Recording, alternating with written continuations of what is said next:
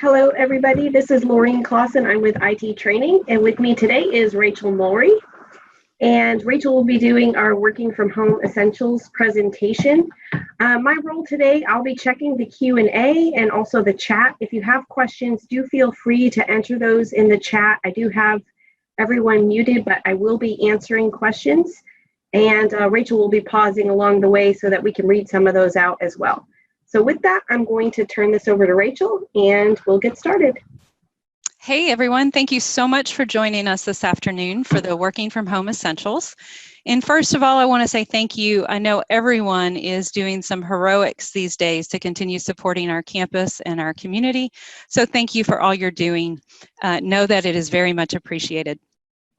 Today, we're going to go through a couple of different things about working from home or working remotely.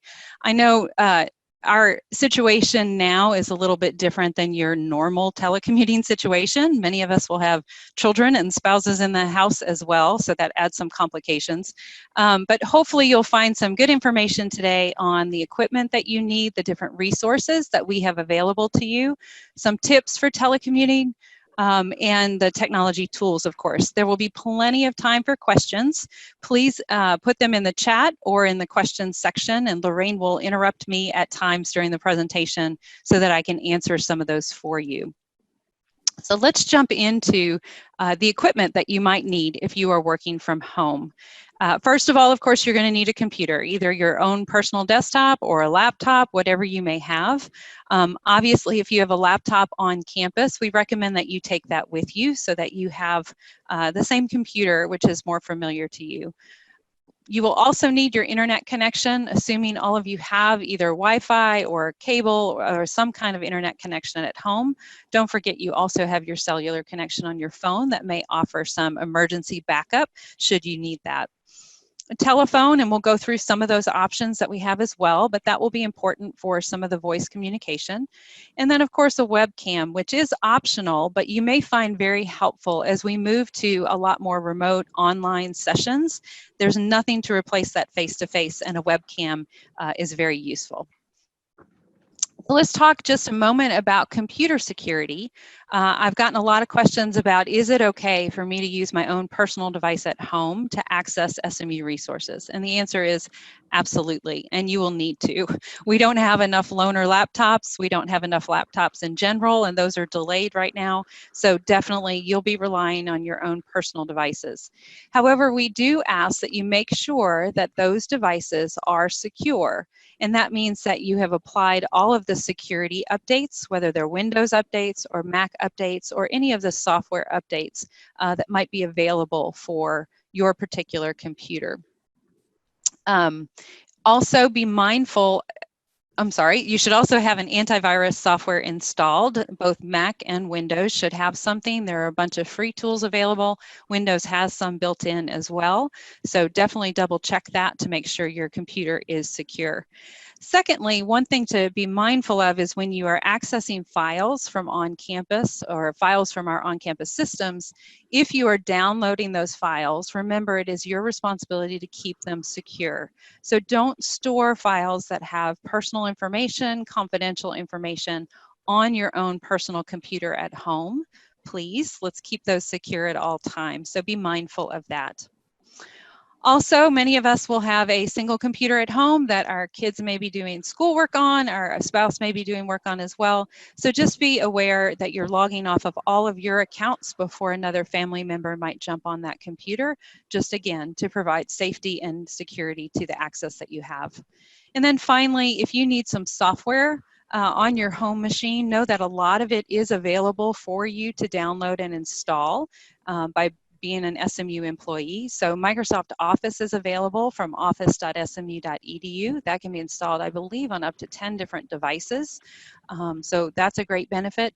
Adobe is also available for you on your home machine, and there are several others. So please just check our website if you have any questions about what software might be available to you.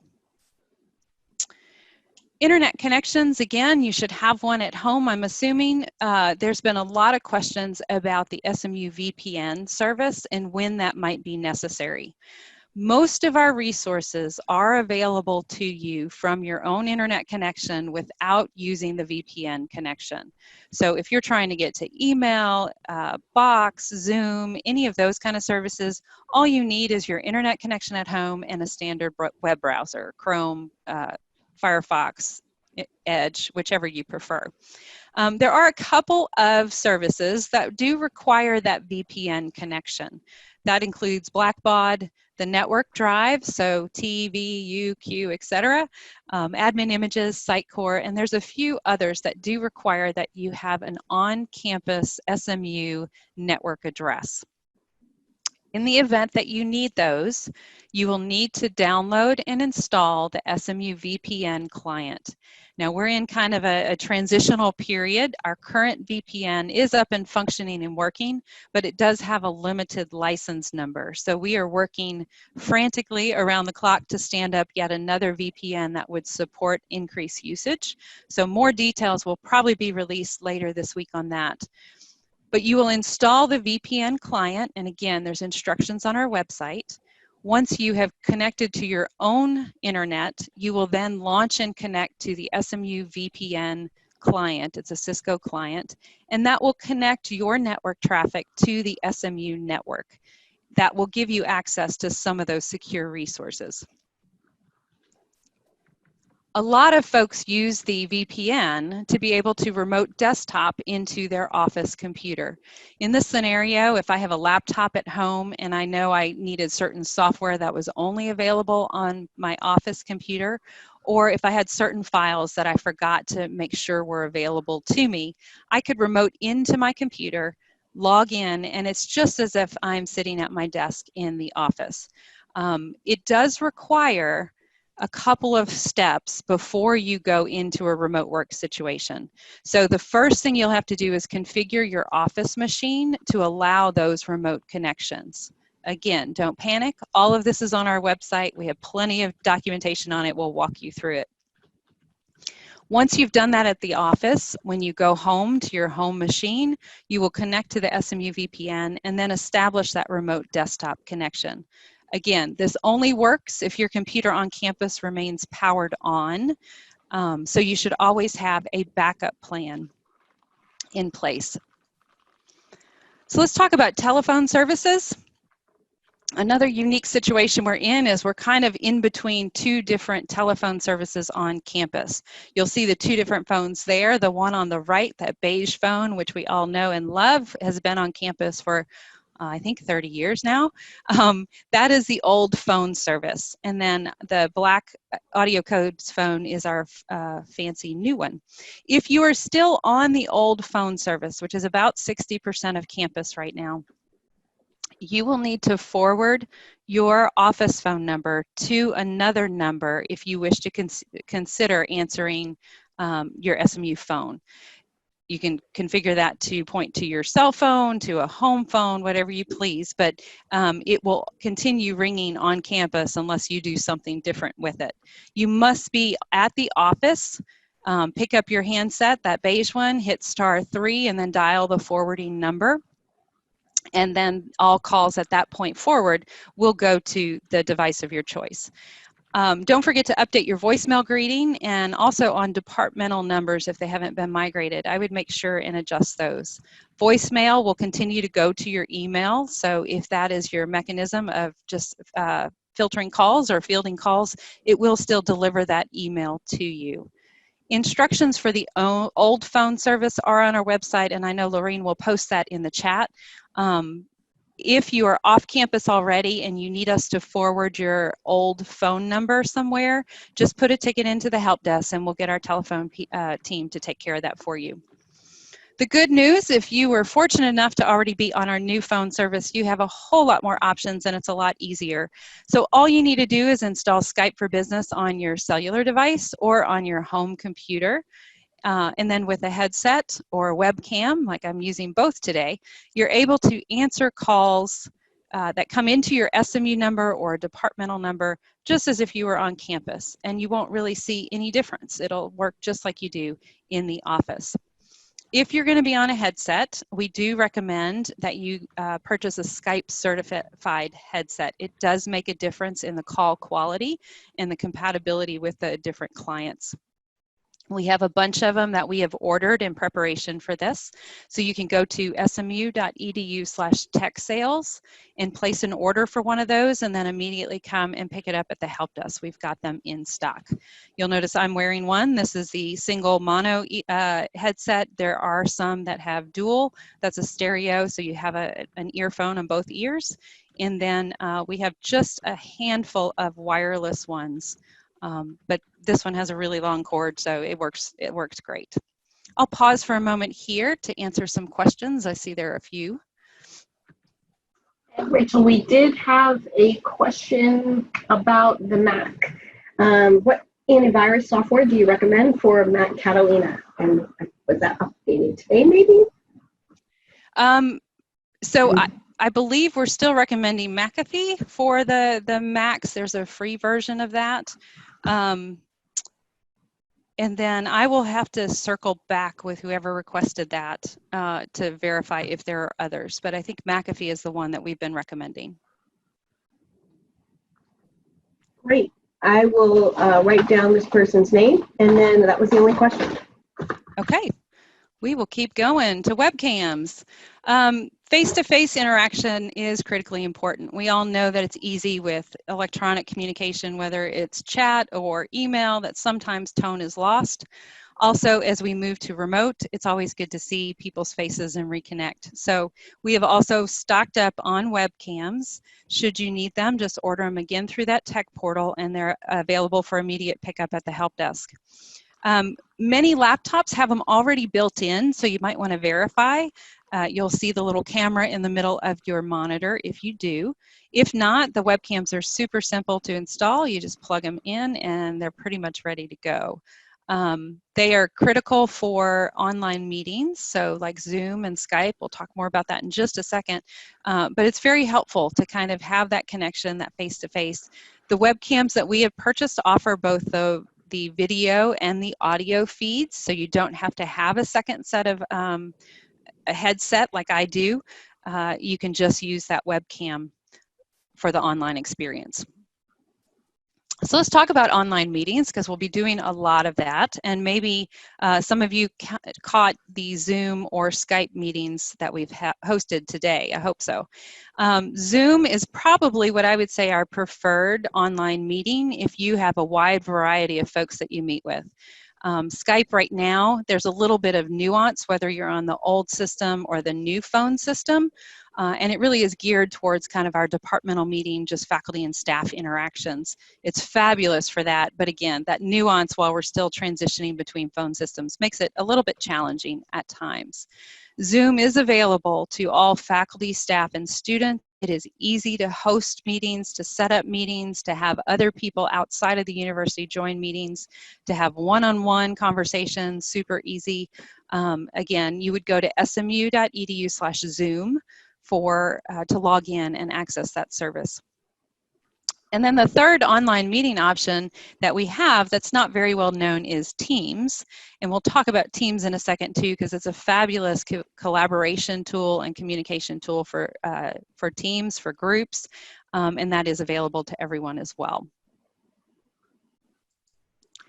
So let's talk about online meeting etiquette, because this is always a fun one. You'll see I went ahead and posted a fun little conference call bingo card. There are a ton of memes and very funny videos about online conference calls and some of the behaviors that you may observe.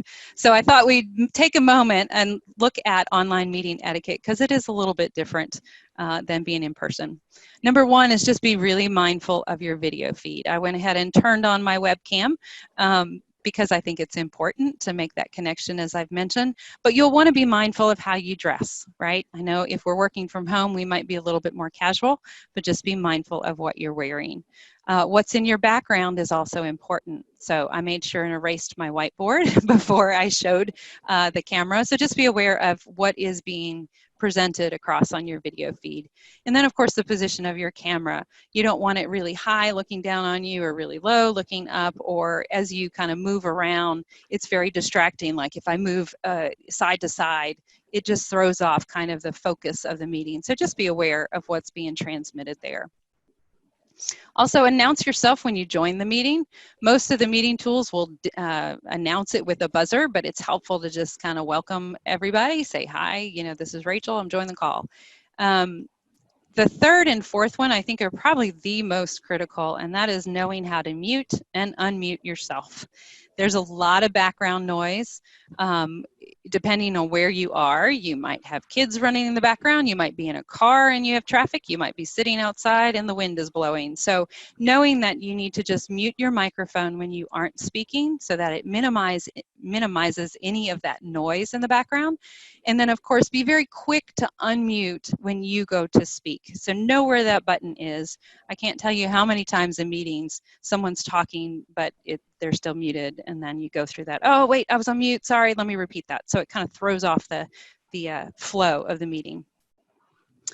Number 5 is be present during the meeting. It's very easy to get distracted and multitask when you're on an online meeting. And I do say multitask in quotes. So it's easy to be pulled into your email or into another tool or instant messaging, or, you know, so be present. Those things are not necessarily things you would be pulled away from, hopefully, if you're sitting across from someone at a conference table. But for some reason, we do allow ourselves to succumb to that when it's an online meeting. So be mindful of that, minimize those disruptions, turn off those notifications, and really be present and engage in the meeting. And then remember, if you are having any challenges with the technology, with the webcam, with the audio, with the video, your cell phone can be a perfect backup device for joining those meetings. Your cell phone can run both the Skype and the Zoom app. So depending on what meeting that you're trying to join, it makes it really easy to do that. And you can also simply just call into a meeting to hear the audio. So remember that as a backup. Do we have any questions, Lorraine, about online meetings? No, not at this point. All right. Sorry, I needed a sip here. Okay, let's move on to collaboration and communication, because that is another important thing to keep in mind. Obviously, we have lots of email, and that is a great communication tool. It does have some limitations. We have Skype, great for instant messaging, for instant kind of screen sharings or conferencing. We have Box for file collaboration, file storage, and then we have Microsoft Teams, which I like to call collaboration to the extreme. And I'm going to go through each real quickly. So one of the first questions is, how's the best way to communicate? We have lots of different mechanisms, and I think we've all heard this. Email, Skype, or a phone call. Email, definitely good for long messages, but not too long. If you're writing pages and pages, best to have a meeting, best to pick up that phone and call. If the answer requires reflection or the response is not urgent, email is a great tool for that. I think we all need to guard each other and help each other out to not expect immediate answers to emails around the clock. Chat is great for quick answers, quick conversations, quick check-ins with people. If you see their status on Skype is available, or you see it's green there, then you know they're present and they can answer a quick question. If their status is busy or do not disturb, obviously you'll know they need some time. They're in some head down work or in a meeting. The phone is more personal conversation when tone is critical to conveying your message, or when clarity of direction is really needed. Please pick up the phone. That is probably the best communication. You get that immediate two-way response. Be careful of the reply all in threads. I truly believe that as we all kind of disperse and start working remotely, many of us, that email will become out of control very quickly. We'll be getting more and more. So just be mindful of replying all, use your subject lines clearly and the to and CC fields appropriately. Articulate deadlines or action items just so everyone is very clear on what the next item is. And then just that reminder, immediate response, pick up the phone or see if they're available on chat. Don't rely on email for those necessarily. Box is a, Yeah, go Rachel, ahead. can I interject before we move on? We did have a course. question about 2 slides back, your Outlook plugin. Yes. And if you could just talk a little bit about what that means. Absolutely. So not needed for, not required for any of them, but the Zoom Outlook plugin, and actually, let me see if I can just, let me share real quick.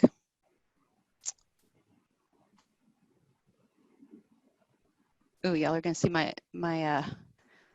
email a quick second.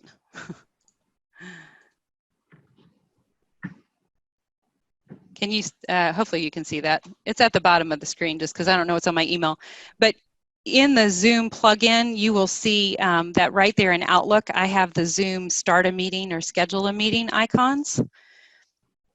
I can also, with the Skype plugin that's already built in, you'll see that I have the Skype meeting icon. So that should be there by default, but that Zoom one you have to add.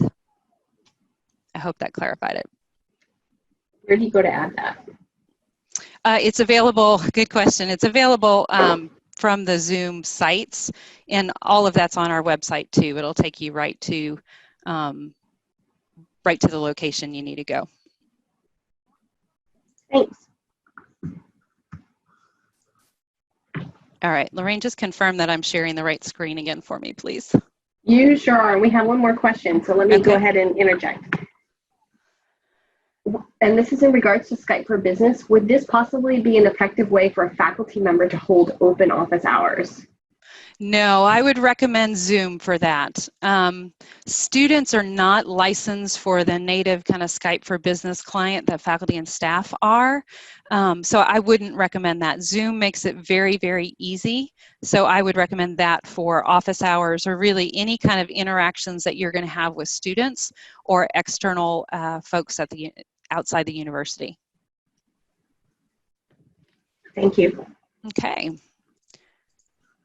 All right, Box, I think this is where we were.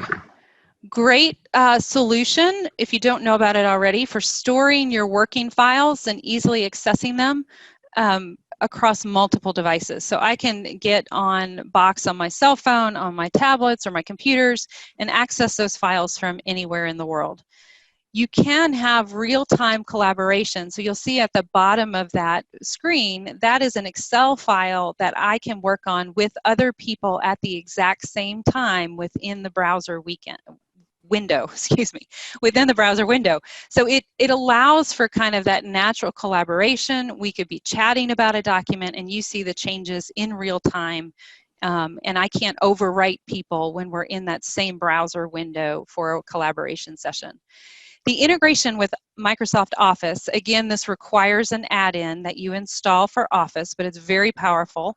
It allows you from the Open menu, from the New menu, from the Save menu, to access the files that you have stored on Box. So you'll see at the bottom right there, I can, just from my File menu, I can see what's recent. If I click on Box, I can open things from Box, and same thing when I go to Save. It'll prompt me if I want to save it to my local computer or to Box. So very powerful plugin, highly recommended. Again, instructions are on our website. I would recommend, again, if you have files you use regularly that are on your office computer only, I would recommend saving them up to Box so that you have them remotely as needed. Let's talk briefly about Teams. This is a newer service that we're offering. I believe we rolled it out late this summer, so we still have a couple folks jumping on or learning about this. It is a huge collaboration platform. It is limited. It's not limited to just your department, but you can create a team for anything. So if there's a project, you'll see we have the phone replacement project. We have a whole team site that we use all the time on that. If you have we have one with our student workers so that we're constantly communicating with them or divvying up the work that we need done to them. There's chat features. You can create different chat channels on a single topic. And what's nice about that is that even if I miss a bunch of the communications as they're going through, I can go to that chat channel and catch up and see all of the history of that. So I'm not missing anything, even though I wasn't there.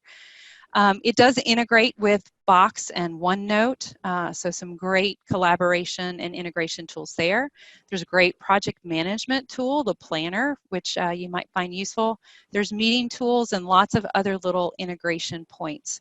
It's very easy to begin using, highly recommended. It's a great place to just get people together, interacting, and communicating and collaborating while we're remote. So that's smu.edu/teams if you want to go check that out. And then this question came up this morning from someone, and so I threw it in last minute.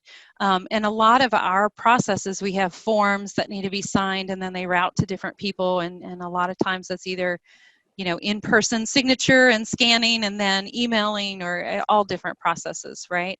The best way to circulate documents that require signatures, it's very easy, is to use DocuSign. So smu.edu/DocuSign. You can upload your form or file, and then you drop in the signature box and you configure who do you want that to go to. So you can even very quickly set up a workflow so that it goes to this person first and then it goes to this person for approval. At the end of that, you get the completed, signed, verified document. And those documents are also stored on the DocuSign site, I believe, for 6 months. So again, that's smu.edu/DocuSign. Any questions, Lorene, before we keep moving with resources? No, this is great. Okay, so I want to make sure that everyone knows how to find information on how to use these tools or get help with these tools. And please know that our OIT website is a fabulous resource. We probably put too much information out here, so we're trying to make sure it's organized in a way that you can find everything. But know that every single service that we have has a service page. And so you'll see on the screenshot, I'm showing you the Zoom service page. On that service page, it's going to have the login button. In many cases, that is the unique SMU integrated login. So you'll want to go from our site into Zoom or from our site into Box for the best experience. So you'll see the login, typically a Get Started tab. Then there'll also be a documentation and training tab on every single service page. And that's the screenshot on the right. You'll see our documentation and training for Zoom has a little quick video embedded so that you can get started very quickly with it. It also has some help guides, some links to other resources to getting started with Zoom. Again, that's on every service page. It is a great resource. So throughout this presentation, I've said, go to our website and look for documentation on this or that. Just know it's out there. You need VPN, go to the VPN service page. You need Teams, go to the Teams service page, and you will find all of the information for those services.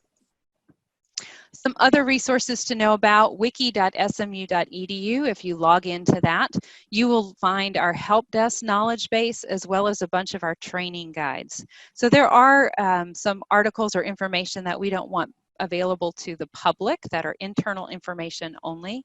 We put it in wiki so that we have that login experience. But lots of information is detailed there. Lots of configuration information. How do I do this?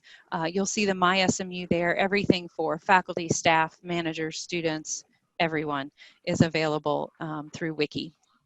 And Rachel? Yes. How would someone know when to get documentation on Wiki versus going to a service page, and what should they do?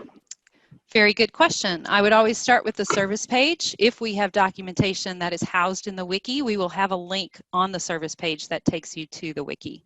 So great question. I would always start on our website with that service page. The next resource I want to make sure everyone knows about is smu.edu/LinkedIn. That's LinkedIn Learning. We do have a site license, which is a phenomenal resource for all of us. There are thousands and thousands of training, online training. There's learning paths if you're interested in a specific thing.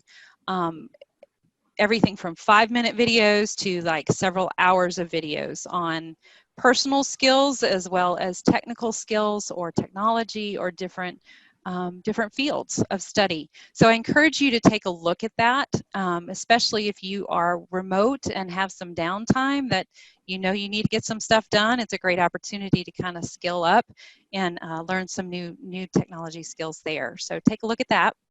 I also want you to know our help desk is here to support you, of course, as always, throughout all of this. We will remain open. We are implementing some technology tonight. If all goes well, our agents will be able to work remotely and continue to answer calls. We will have some of our desktop team jump on the phones as well, because we are getting rather busy with the phone volume. So we will be open from wherever we are to support you. So keep calling that help desk number or email help@smu.edu, and we'll be as quick as possible to respond to your requests. We also communicate a lot through Twitter and blog. Our IT Connect blog, we will post, if we start getting a lot of the same or similar type questions from callers, then we will make sure we put a blog article out there. So it's a great resource. Ian does a great job of, when we post something on blog, we'll go ahead and tweet it as well. So if you're not following SMU OIT, we'd love to have some more followers on Twitter so that we can keep you apprised. Finally, you obviously all found that keepworking.smu.edu site, because that's where these webinar links were. We continue to build out that site and add more and more information to that as it comes available to us. So definitely keep checking back on that. We are putting stuff on the service pages, but if you want a one place to maybe go find everything very quickly, that resources page on Keep Working is a good resource for now. And I thought that we would cover a few tips for telecommuting, because this will be a new world for several of you. I was fortunate to have done telecommuting a long time ago, back in 2001, and that was before iPads and before a lot. So anyway, I thought I'd give you a few tips as you navigate the world of remote work. One is separate work life and home life, and that is a lot easier said than done. And again, I reiterate, what we're going to see right now in telecommuting is different than the norm, in that everybody will be in the same location. So figure out a routine or a process to be able to segment, this is my work, this is my space for work, these are my times for work, and then when it's time to quit, normally you'd be at the office packing up, and there's that ritual of packing up and walking to your car. Have some kind of ritual to say, I'm done with SMU for the day, and I'm focusing on myself and my home life. Set up the proper environment, that's key. Make sure you have the right equipment. Remember that you can order the headsets and the webcams through smu.edu/tech sales. We have them today. You can place the order and get them immediately from the help desk. Keep the lines of communication open with your teams, your coworkers, and of course your supervisor. There's going to be so many different scenarios that we haven't anticipated, so just make sure you're communicating well. Check in on your coworkers. Sometimes remote working can be very isolating, so make sure you're checking in on each other and supporting each other through this. Use your Skype presence indicators to let people know when you're available. Do recommend that everyone log into Skype. It's a fabulous tool. Quick chat, quick sharing, all that stuff. But one of the great things is that those presence indicators, whether it's green or on Do Not Disturb or I'm busy, I'm in a conference call, that kind of thing, lets people know when you're around to be disrupted or to ask a question. So it's a great kind of communication signal for folks. Don't forget to get up and walk around. I often find that when I'm working from home, it's been 8 hours and I didn't take a break to breathe, right? I feel like I'm tied to that computer. And whereas at the office, there is constant interruption in our day that kind of gives us those little breaks. So make sure that you're pacing yourself. Don't forget to get up and walk around and take a little break. When you're finished your workday, again, plan on shutting down your computer or logging out of all of your services so that you're not getting email notifications constantly or Skype notifications, that you're really shutting down for the day and taking that pause for yourself. And then please reach out for help when needed. Reach out to your coworkers, your team, your supervisors. If you have any challenges or questions, please reach out to the help desk. We're here to help you navigate this and get you situated and continuing to support the university. I did want to put a shout out there that if we are working from home, HR has asked that we complete the telecommuting form that is located on their website. If you click on the coronavirus update link from the HR website, you'll find that form. And I believe it does need to be completed and approved before you should be working at home. So I'm going to pause here for any questions. Rachel, we had a user who has installed the VPN connection, but they've been unable to connect so far. And they're just wondering if it's due to a limited number of connections, and if so, when do they know if additional connections are available? I would say that's not due to unlimited, so we have not even come close to our cap yet. So please contact the help desk on that and let us walk you through that. Let us do a remote session and we'll see what's going on there. Great. And then do we have extended hours for the help desk for phone support? And you talk a little bit about that? Yeah, so we are currently open until 8. Normally we close a little earlier on Friday. We're extending that till 8 this Friday as well. We are always open 7 days a week. So the help desk does work on Saturday and Sunday as well. Our hours are posted out there. We will continue to kind of monitor the call volume and the need and expand hours as needed. But we currently are open Monday through Friday, at least this week, from 8 a.m. to 8 p.m. Saturday is 9 to 5, and Sunday I think is 12 to 6. So there's quite a number of hours that we are available to assist. Great. And I'm just getting another question about VPN and not being able to see all of the drives. Would you just recommend that they call the help desk for a remote session? Yeah. Oh, I don't know if I mentioned that. I'm sorry. So when you connect to VPN, those drive mappings do not appear automatically. You will have to map them on your computer, and there's some instructions on how to do that. It is a little challenging to do, so if you run into problems with the instructions, call the help desk and they can walk you through that very quickly. But those drives don't map automatically. You have to manually do that. And those would be on smu.edu/VPN. You got it. And I think that's it. I don't have any other questions unless anyone else wants to put something in the chat. Please know that we are here. If you think of anything, feel free to email me, contact the help desk. We're here to support each other through this, and thank you for all you're doing for SMU. And yeah, let us know how we can help. Great. Thank you, Rachel. I'm going to go ahead and close this meeting.